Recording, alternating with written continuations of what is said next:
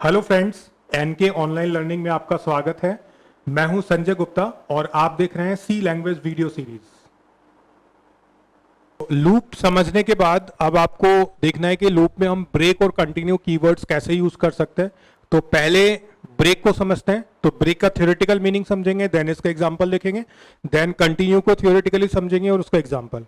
तो जैसे आपने एक लूप इटरेट किया 5 टाइम्स कोई टास्क परफॉर्म करने के लिए, और आप चाहते हैं कि हम मिडिल में ही उसको स्टॉप कर दें, तो उसके लिए आप कीवर्ड ब्रेक को फॉर लूप के अंदर यूज कर सकते हैं।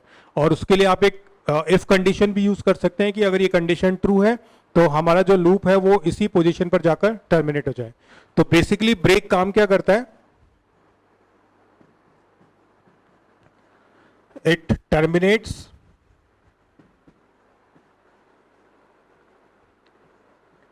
Execution of loop. ठीक है, अब वो कैसे होता है उसका एग्जांपल देखते हैं।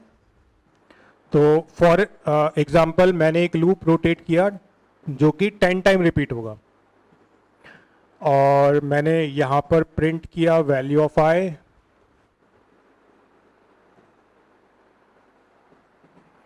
फिर मैंने चेक किया if I double equals to 3, तो मैंने लिखा ब्रेक कि अगर वैल्यू ऑफ आई इज 3 तो लूप टर्मिनेट हो जाना चाहिए। तो अब क्या होगा? सबसे पहले आई की वैल्यू प्रिंट हो जाएगी 1, फिर चेक होगा कि आई 3 के इक्वल है क्या, तो आई है 1 जो कि 3 के इक्वल नहीं है, तो ब्रेक एग्जीक्यूट नहीं होगा। फिर आई प्लस प्लस होकर 2 हो जाएगा, तो 2 प्रिंट होगा स्क्रीन पर। 2 भी 3 के इक्वल नहीं है तो लूप ब्रेक नहीं होगा। Then again I plus plus होगा, अब आई की वैल्यू है 3, तो पहले 3 प्रिंट होगा, and if I double equals to 3, तो 3 अगर 3 के इक्वल है तो कंडीशन ट्रू होता है और लूप ब्रेक हो जाएगा। इट मींस इस लूप का जो आउटपुट है वो 1 2 3 ही आएगा, लूप फर्दर रोटेट नहीं होगा। क्यों? क्योंकि इफ कंडीशन ट्रू होने पर ब्रेक उसको स्टॉप कर देगा। अब बात करते हैं कंटिन्यू। तो जब भी आपको लूप को स्टॉप करना है तो ब्रेक यूज करें, एंड कंटिन्यू इसके अपोजिट काम करता है। कंटिन्यू लूप को टर्मिनेट नहीं करेगा, कंटिन्यू लूप रोटेशन का एक पर्टिकुलर जो रोटेशन साइकिल है उसको स्किप करने का काम करता है। तो अगर इसी एग्जांपल को कन्वर्ट कर दें कंटिन्यू में, तो थोड़ा सा चेंज करते हैं। जो प्रिंटफ लिखा है उसको ऊपर ना लिखकर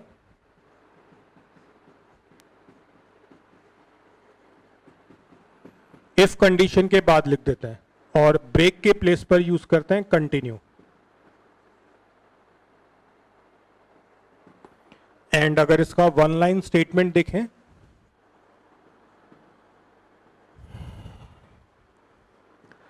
continue skips one rotation of loop. तो इफ के साथ कर्ली बेसिस नहीं है, it means continue he run होगा इफ के साथ, और प्रिंट एफ इंडिपेंडेंट है। तो आई 1 है, कंडीशन फॉल्स, 1 प्रिंट हुआ। आई फिर प्लस प्लस हुआ 2, 2 पर भी कंडीशन फॉल्स, तो 2 प्रिंट हो जाएगा। फिर आई 3 होगा, 3 डबल इक्वल्स टू 3, तो कंडीशन ट्रू, तो कंटिन्यू क्या करेगा? कंट्रोल यहां ट्रांसफर कर देगा, और उसके बाद जो स्टेटमेंट लिखा है वो एग्जीक्यूट नहीं हो पाएगा।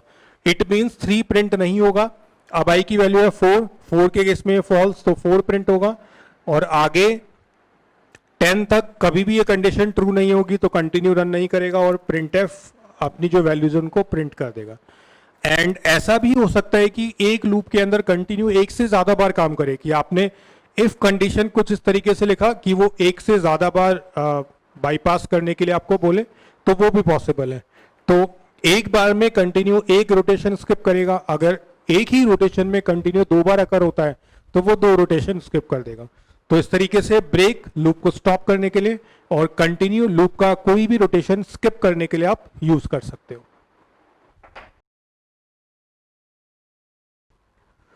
सो ब्रेक और कंटिन्यू का प्रैक्टिकल इंप्लीमेंटेशन देखते हैं। तो मेन के अंदर मैं एक वेरिएबल डिक्लेयर करता हूं आई।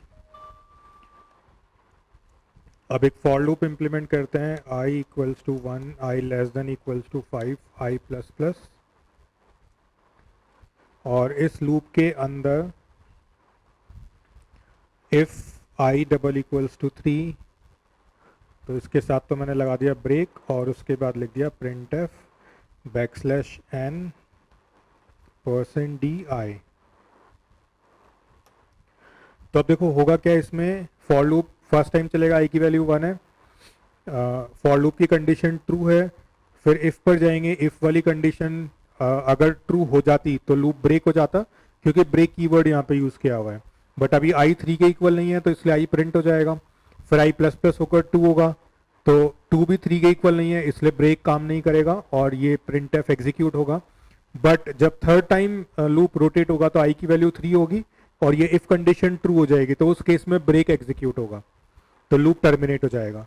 अब यहाँ पर ध्यान देना है कि इफ के साथ अगर कर्ली ब्रेसेस नहीं है तो बाय डिफॉल्ट एक ही स्टेटमेंट इफ के साथ रिपीट होता है, तो ये जो प्रिंट एफ है वो इफ के साथ इटरेट ना हो, सॉरी इफ के साथ एग्जीक्यूट ना होकर इंडिपेंडेंटली वर्क करेगा। तो जब हम इस प्रोग्राम को सेव करेंगे, पहले मैं 2 स्टेटमेंट और ऐड कर देता हूं। तो जब हम इस प्रोग्राम को सेव करके कंपाइल और एग्जीक्यूट करेंगे तो आप देखोगे कि सिर्फ 1 और 2 ही स्क्रीन पर डिस्प्ले होगा। देखो 1 और 2 डिस्प्ले हो रहा है, 3 4 5 प्रिंट नहीं हुआ। क्यों? क्योंकि जब आई की वैल्यू 3 होगी तो ब्रेक इस लूप को टर्मिनेट कर देगा। तो हमेशा ध्यान रखो जब भी आपको लूप का रोटेशन इन बिटवीन टर्मिनेट करना है तो आप ब्रेक कीवर्ड यूज कर सकते हैं। अब अगर ब्रेक को हम रिप्लेस कर दे कंटिन्यू से, मैंने सिर्फ ब्रेक की जगह कंटिन्यू कीवर्ड यूज किया है, तो कंटिन्यू बेसिकली क्या करता है, वो लूप का एक रोटेशन स्किप कर देता है, लूप को स्टॉप नहीं करता, लूप चलता ही रहेगा बट एक रोटेशन स्किप करेगा एज पर द कंडीशन। अब जरूरी नहीं है कि एक ही रोटेशन, तो जब जब ये इफ कंडीशन ट्रू होगा तब तब कंटिन्यू कीवर्ड एग्जीक्यूट होगा और वो प्रिंट एफ को एग्जीक्यूट नहीं होने देगा और कंट्रोल कहां ले जाएगा, आई प्लस प्लस पर। तो 1 के केस में इफ कंडीशन फॉल्स है तो 1 प्रिंट हो जाएगा, 2 भी प्रिंट होगा।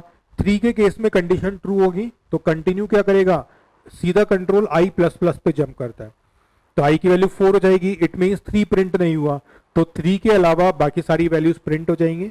तो इसको अपन सेव करते हैं, रन करेंगे तो देखो 1 2 4 5 प्रिंट हुआ, 3 प्रिंट नहीं हुआ।